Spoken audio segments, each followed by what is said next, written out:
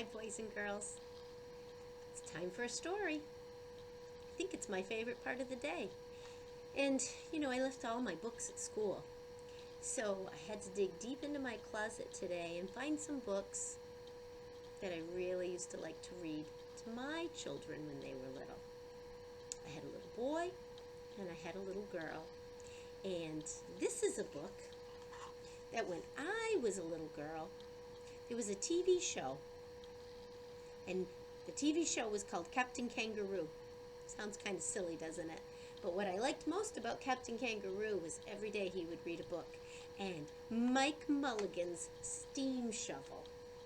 Mike Mulligan and his Steam Shovel was a book I heard him read several times. So when I saw this copy in my closet, I was so very happy because it's something I'd like to share with you. Now, as you can tell, it's a very old book. But the story's wonderful.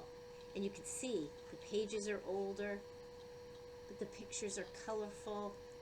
And you'll just have to use your imagination a little because we don't have steam shovels around here anymore. So maybe you'll learn something.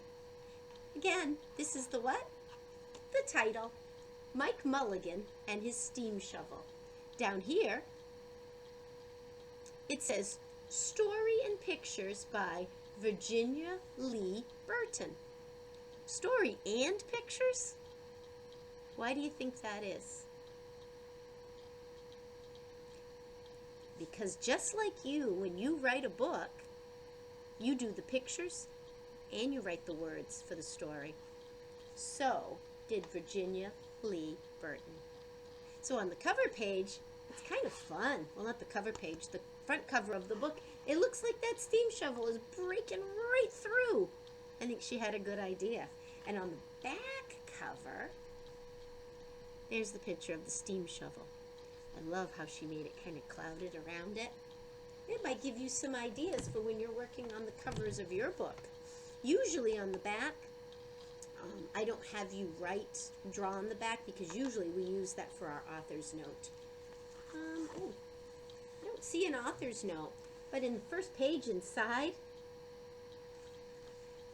it says someone wrote their name, Kim M. Murphy, and she was from Connecticut. I don't know that person, but somebody must have given me this book a very long time ago. Sometimes when you have a really special book that someone gave you, they might put your name inside it. I like it when that happens. And look what they did here. This is a good idea for authors too. They labeled it. Can you see all the parts that are labeled? Like up here it says the boom. That's what this is. And then it says teeth, because here is where it did the digging. And the dipper. And does that say tongue? Absolutely it does. Oh my goodness. So there's a lot of words here. When you do your writing, you might want to have a page where you label the parts of something. This word says crowd, hoist, and swing. So even before we read the book, we're learning about what this steam shovel could do. Here's the title page, Mike Mulligan and his Steam Shovel. Oh, I don't know. Maybe this is the title page. Mike Mulligan and his Steam Shovel. Story and pictures by Virginia Lee Burton. And this, you could read that. To Mike. What do you call that page? That's the dedication page. I'm going to have a hard time. I'm going to read it and I'm going to show you the picture. Ready? Mike Mulligan had a steam shovel.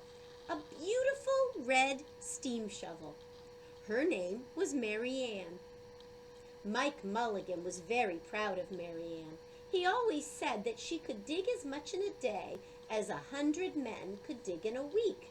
But he had never been quite sure that this was true.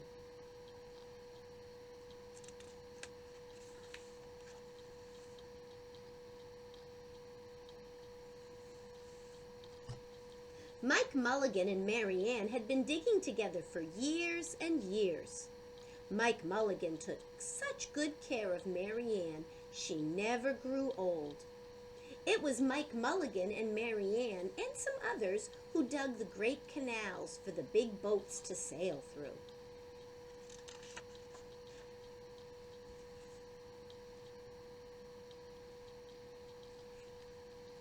It was Mike Mulligan and Mary Ann and some others who who cut through the high mountains so that trains could go through. It was Mike Mulligan and Mary Ann and some others who lowered the hills and straightened the curves to make the long highways for the automobiles. Those roads that we ride on weren't always there. Machines did all that. And people. It was Mike Mulligan and Mary Ann and some others who smoothed out the ground and filled in the holes to make the landing fields for the airplanes.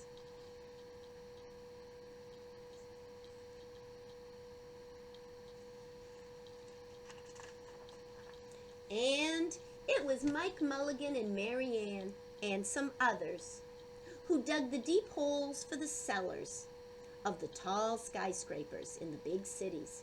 When people used to stop and watch them, Mike Mulligan and Mary Ann used to dig a little faster and a little better.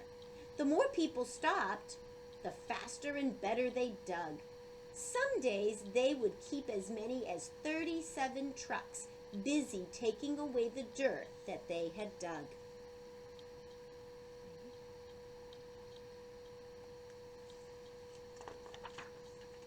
Then along came the new gasoline shovels and the new electric shovels and the new diesel shovels and took all the jobs away from the steam shovels. Mike Mulligan and Mary Ann were very sad.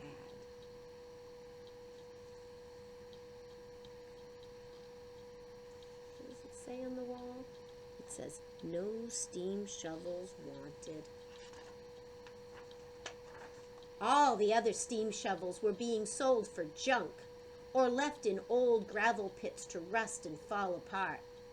Mike loved Mary Ann. He couldn't do that to her. He had taken such good care of her that she could still dig as much in a day as 100 men could dig in a week.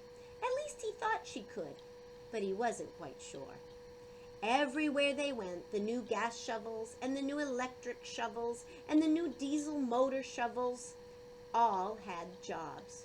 No one wanted Mike Mulligan and Mary Ann any more. Then one day, Mike read in a newspaper that the town of Popperville was going to build a new town hall. "We are going to dig the cellar of that town hall," said Mike to Mary Ann. And off they started.